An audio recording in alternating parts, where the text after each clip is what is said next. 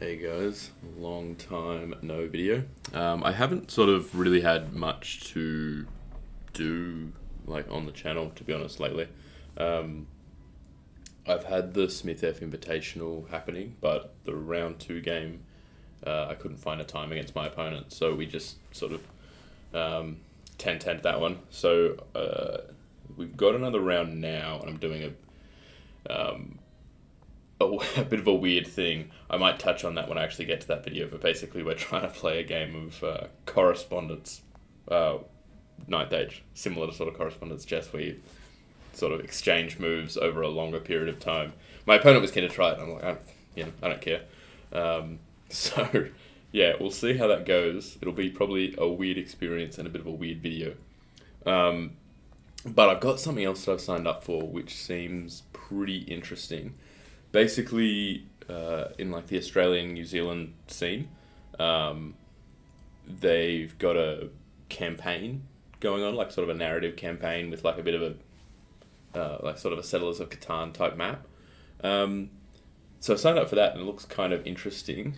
Basically, it's kind of like a fluff background to a mini game, but the main concept is still just playing games in ninth. I'll go through it quickly. Basically, so this was something they did. I think there were a few Australians who played, but it was mainly a New Zealand thing a month ago or 2 months ago, happening on the New Zealand Discord.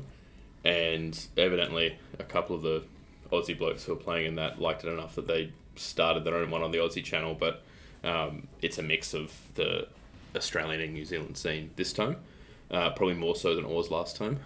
Basically, so we've got a little bit of fluff to start off the players pack, where it's saying, I think, it was Infernal Dwarves versus Orcs and Goblins sort of for the prize at the end, which is the Tower of Davros, I think it was.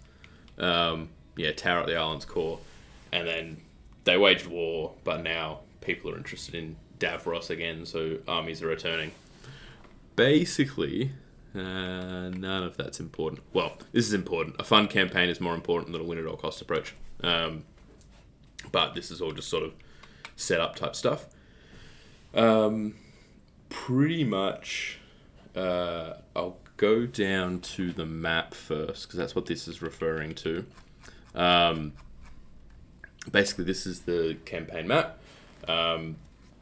The green areas are farmland, and the other areas are sort of bonus areas that you can pick up that gives you a little bit of a list building change. From what I understand, basically, I should probably make this so you can see my cursor. Okay, I think that should be better now. It's not really a cursor because it's a Google Doc, but whatever. So basically, you choose, I think, 2 areas of control when you start. You choose capital and you choose another piece. I don't really know how exactly it's all sorted out for who gets what, but basically, you'll end up controlling 2 of these green areas. One of them will be your capital, which I think once you lose that, you become a vassal of whoever kills you.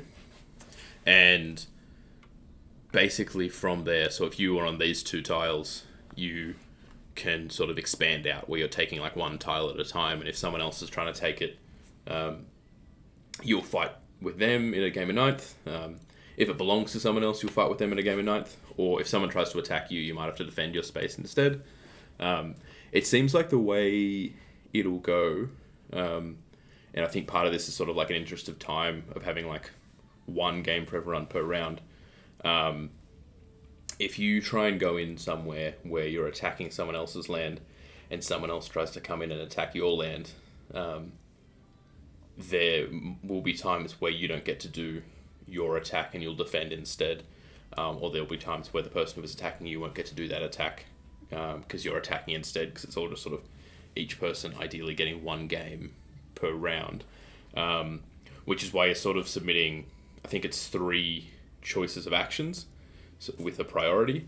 So if you can't do your main one, you might get a secondary one. So in a better area of the map. Like if you were here, you might be able to say, oh, I want to go here, but if I can't, I'll go here, and if I can't, I'll go there. Then if someone attacks you, maybe if these two were controlled by someone else, you'll just take this one so that you play the person who attacks you, and you get your third choice for taking an area which maybe wasn't controlled by someone else. That's sort of the gist. I don't understand it all that well, but that's sort of how it sounds like it'll go. Everyone's got like an army that they, like an army book that they are taking. But it sounds like you submit a list when you submit your actions. So you play one list for the round, no matter if you're and you have to play that whether you're attacking or defending. So you can't fully tailor, but you can sort of do a little bit of tailoring, and you can change everything between rounds. There's just restrictions on your army building, which is basically your core is limited to 0 to 2 choices. Your special and your character is limited to 0 to 1. And gigantic characters are limited to 1, basically. Pretty much what those special areas do is just give you access to more things. So you might be able to go like, well, I could only take one gigantic greater demon in demons, but now I've got, I think it's a mountain. It doesn't really matter. It's not important enough for me to scroll down for all of them. But like if you've got, say, a mountain, that means now you can take a second gigantic character. And little things like that, like there's mercenary camps where you can get units from some of the auxiliary books. And I think giant camps where you can get some from the giant supplement, basically. So there is a little bit of cool stuff where, like, I'm playing BC. So I might be able to get some Asklanders into my army anyway. To be honest, I probably won't because I'm doing my own thing, and we'll get to that. But what I think that means, the aim of the game, like the sort of this mini game of the actual campaign type thing, is to get to 18 points. I believe it says that somewhere. I don't know. I think it's 18 points. I might be wrong. And each type of terrain is worth a certain amount of points, with pretty much all of them, except for your capital or a capital you've destroyed, being 0, and the skyship, which is a little bit important. I'll talk about that, also being 0. But most of them is worth 1. Farming land is worth 2. So yeah, this isn't that important. So basically, if we look at this map, all the green is worth 2 points. You're trying to get to 18 points. You want to control, quickest would be controlling 9 of them. But the ones that give you list building advantages only give you 1 point. So as far as I see it, I think that the list building is open enough that theoretically you don't need any of those special tiles to build a very strong army. Which means that I think, realistically, your farms are your, by far, most valuable pieces. The only exception to that is the skyship, because what the skyship allows you to do is, instead of attacking only tiles next to what you control, you can attack anywhere. So, I still don't know that's... it's a useful thing because you can just directly attack people's capitals rather than sort of slowly grinding through their territory. But I feel like it might probably just be better to be trying to take as much farmland as possible and not getting around a clusterfuck in the middle, which is probably trying to fight around that point. Because you're probably going to have to fight through a bunch of people. There's going to be 16 different players on this map. It's going to be really congested. I would expect that a little bit like Diplomacy, a couple of players are going to pop out early and just be like, if they started off in these squares and they had a player here and a player here, and those players were like, well, why don't we just sort of wipe out this guy in between us? They've got, unless they're a really, really good 9th Age player who's better than the people around them, they kind of have a lot less of a chance. But that's sort of the weird balancing thing, whereas if you were a significantly better player than, say, everybody else in the game, the skyship wouldn't really matter to you either, because you're like, I don't care if you attack me. I'm just going to beat you anyway. But we'll see how it pans out. The one interesting thing about attacking someone's capital, which is I think the way to wipe them out, but it's not I'm not 100% sure on that.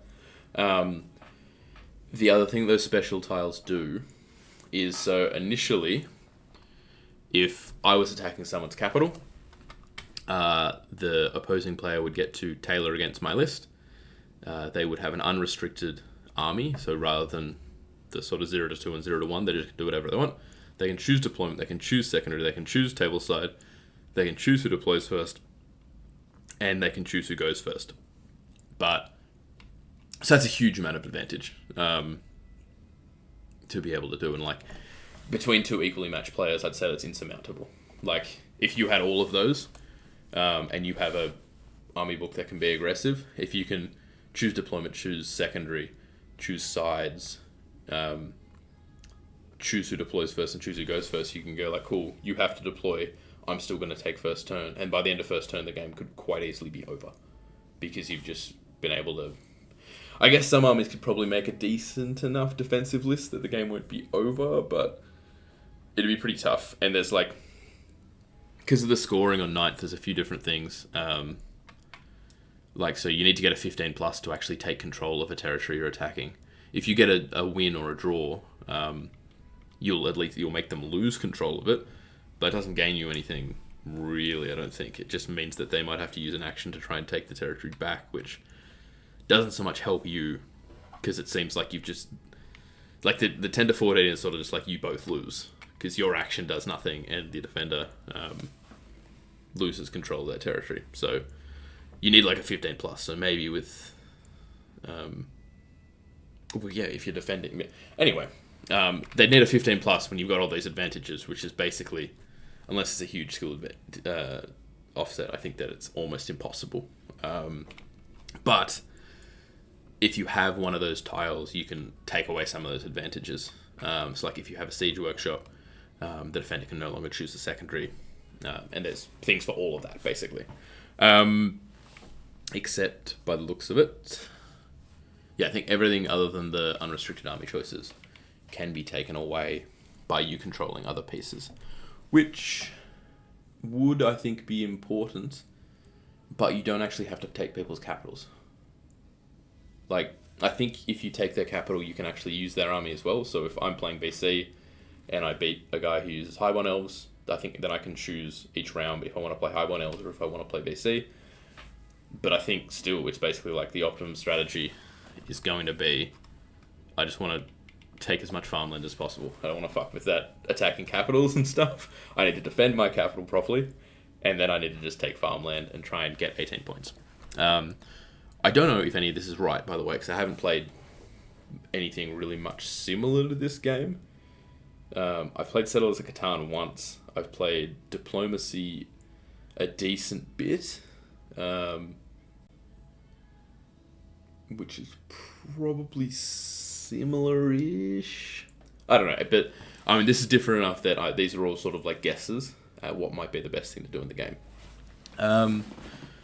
But yeah, so anyway, for me, I think that probably like this run over here looks pretty decent. If you can just try and take some of this, stay away from the congested middle. This one might be a bit hard because I think you've got a bunch of people around you, but this is sort of a little bit easier defended around here. Or even somewhere down like here, where you just sort of like try and take control of this and... yeah, anyway. I guess if you're here and no one's here, you've got unfettered access to go into these and just picking them up, getting a few list building bonuses, getting a few capital attacking bonuses, and getting extra, like a 1 point each for them. Although I guess if there's 16 capitals on this, there's going to be a lot less farmland. It's probably going to be a lot less farmland out there than it looks like now, because there's going to be a lot of capitals.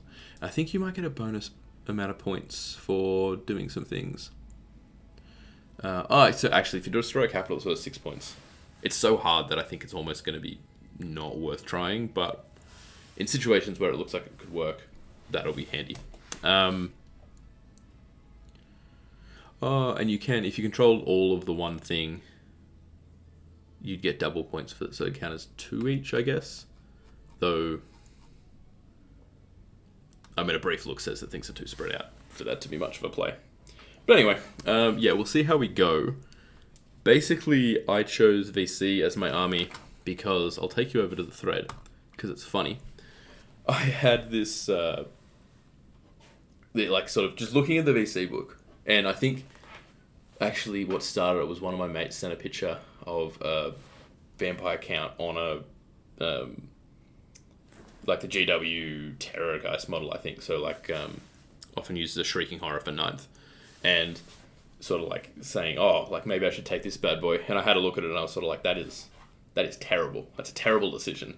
I'm really intrigued. Because like there's so many things that just seem really bad about that model and how anti-synergistic it is. Like, I don't think in a Strigoi list you'd ever want to play horrors, because horrors are more sort of like range damage focused and you need to be able to protect them from things, and you're like, well, realistically, if I want to play double horror, I'd like to play like an occultism master for the range damage.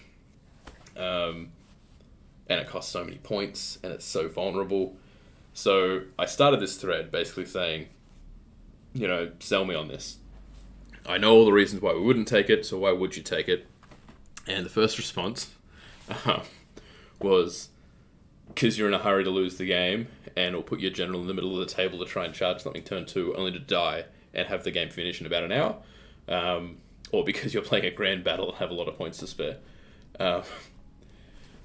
He gave a little bit of an actual advice, but then it was like, also you need to get your opponent drunk, like blind drunk. That model is huge, very spiky in all directions. I had games against drunk opponents that forgot for a second that a model was there, but then got stabbed by it while moving their units around, and that reminded them to kill it, which they did. So simple drunk is not enough. You need a level or 2 over that. And then a couple more like actual little bits of advice. Dux Boost was running this tournament, came in with actually a really handy list, I thought, of like the advantages that the model brings that you don't easily get otherwise, which really still doesn't justify it, but it sort of makes sense into how you might want to build a list if you were, for whatever stupid reason like me, going to use this model. So unlike a normal horror, it can march freely, it can heal itself. Its fortitude is actually a 5+ instead of a 6+.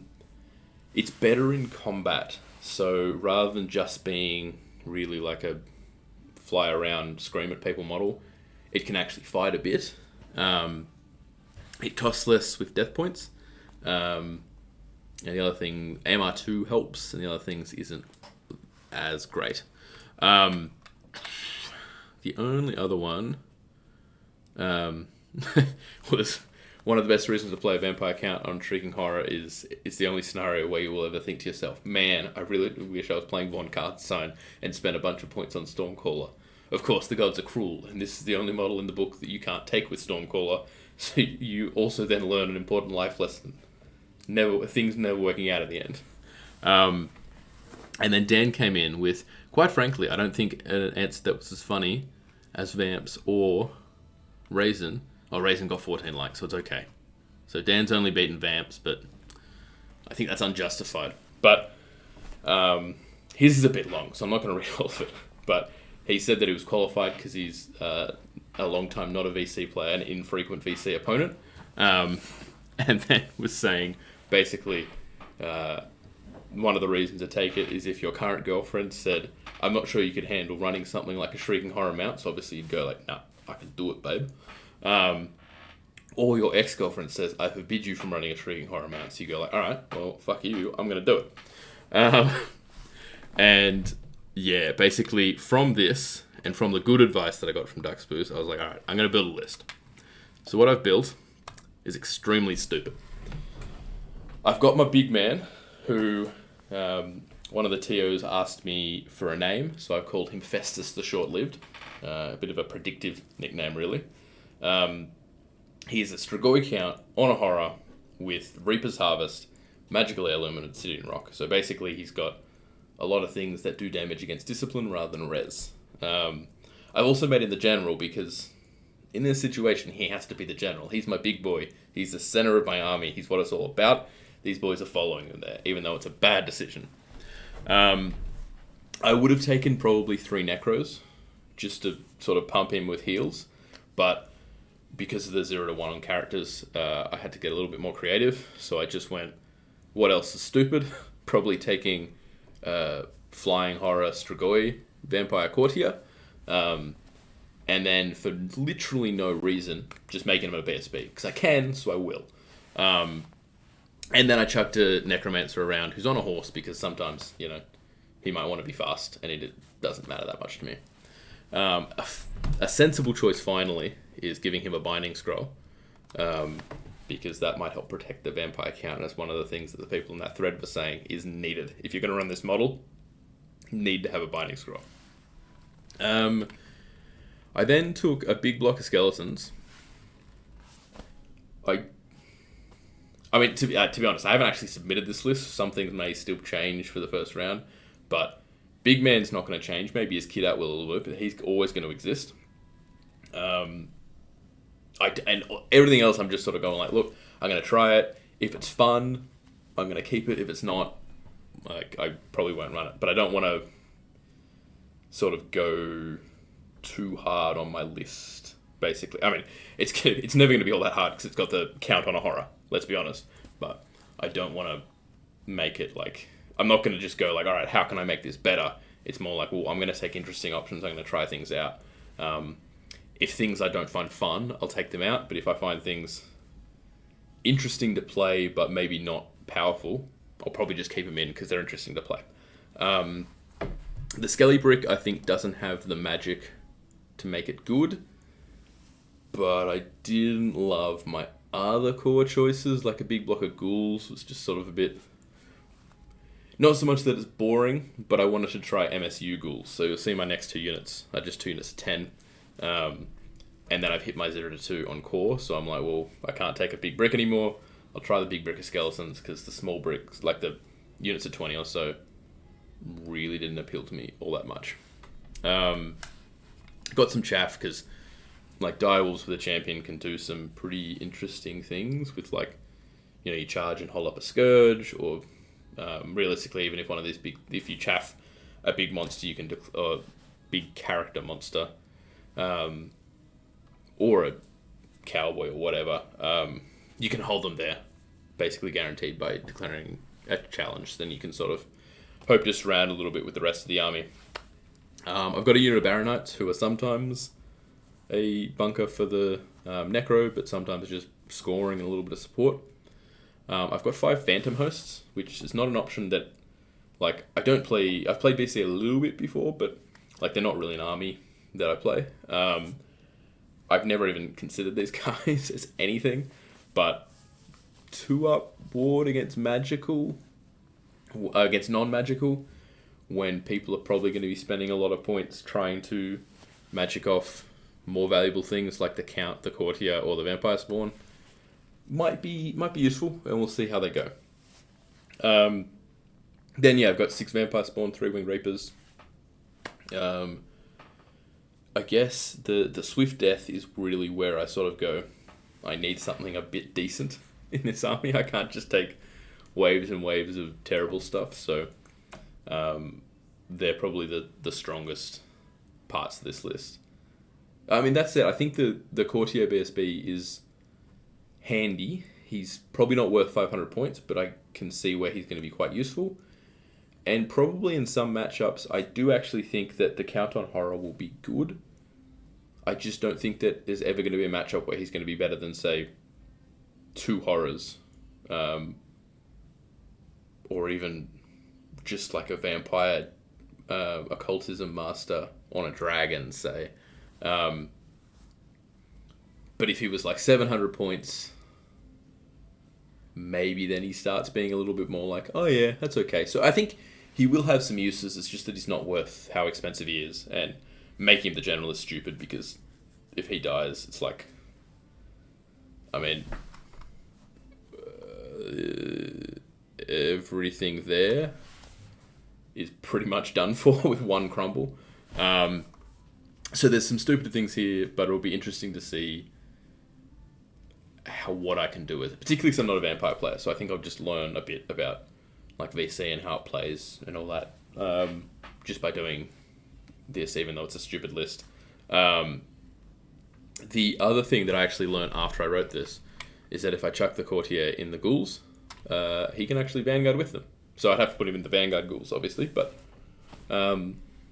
having a Vanguard and then a 14-inch fly move could be pretty handy to have him in a tricky spot early on. That's basically it on this one. Yeah, there's not really much more to be said. We'll see how it goes. I'll have a video up at some point in like the next 2 or 3 weeks for that Smith F game that we're trying to play. I really don't know how that one's going to go. One thing I'm thinking about with that is sort of like if we're playing over, like in sort of chunks over the 2 weeks, potentially I'm like going to record chunks of videos of my thoughts at each point. And even that might even help me as I get there like a day later and go like, I don't know what I'm doing. And then I can maybe remind myself. But I might just summarize it all in a video at the end. I don't really know what I'm definitely going to do there yet. And I definitely hope to do some of these games. Maybe not all of them. I don't know what the rate for like how long we have to play the games are for this one, but I definitely hope to have some of these up, even if it's just for everyone to be laughing at how dumb my list is and how dumb my ideas are. Because the other problem is, like, if I was a VC veteran and I was like, I know how to play this army and I know it inside out, I think that this list would be much stronger. Well, maybe not much stronger, but it'd be stronger because I'd know all the tricks that I'm going to have to learn on the fly anyway. Like, I have played some games with VC and I've never been good at raising. I've never been good at sort of that whole way that VC players make it really difficult sometimes if they've played it well, where you go like, fuck, I can't let you get back 15 Ghouls or, 10 Barrow, but if I give you these buffs, you're just going to win anyway. I'm sort of stuck in a corner here. Whereas I find it's a little bit like my problem when I raise models with Druidism. I just sort of go like, well, no, I need the buffs, or it doesn't matter how many models I have. But this one, this list is a little bit different, I guess, because most of my heals are just going to be trying to keep that general alive, as he no doubt cops all the fire from the enemy. So we'll see how it goes. It'll be interesting, and I hope you enjoy what I can bring to you for it. So anyway, I will catch you next time, which hopefully is not a month later, like I think between this video and my last video. But I'm not promising anything, so we'll see.